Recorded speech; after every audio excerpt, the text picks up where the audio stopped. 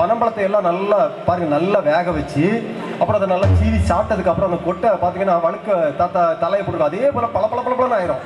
அடுப்புல நல்லா வெந்து அப்படி இருக்கும். அதுக்கப்புறம் நம்ம கொண்டு மண்ணுக்குள்ள பூத்து வைக்கும். நல்லா பறிஞ்சுக்கிடுங்க. 3வது மாதம் 90வது நாள் அழகான ஒரு பனங்கிழங்கு. பனங்கிழங்க ஃபைட் பண்ணுறதுக்கு எந்த பண்டமும் கிடையாது. நான் பாம்பே வரும்போது சொல்லும்போது அங்கே உள்ள நண்பர்கள்லாம் சொன்னாங்க பனங்கிழங்கோட வாம்பாங்க. உடனே நான் 2 மூடையில் பேக் பண்ணி ட்ரெயினில் போட்டு அள்ளிக்கிட்டு போவோம்.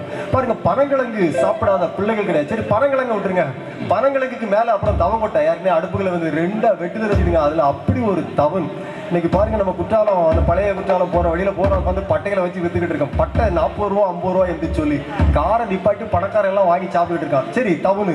அதுக்கப்புறம் பாருங்க, அந்த பனங்கொட்டை இருக்கு இல்லையா, இப்போ நம்ம கேஸ் அடுப்பு வந்துட்டு விரவு எல்லாம் வந்துட்டு அதில் 4 பனங்கொட்டை தவிர்க்கிறது அப்படி அடுப்பில் அள்ளி வச்சாச்சுன்னா 2 பக்கம் அரிசியை வடித்து எடுத்துடலாம். அது வரைக்கும் அப்படி ப்ளூ கலரில் அப்படி தீ தக்க தக்க தக்க தக்க தக்க தக்கன்னு எரியும்.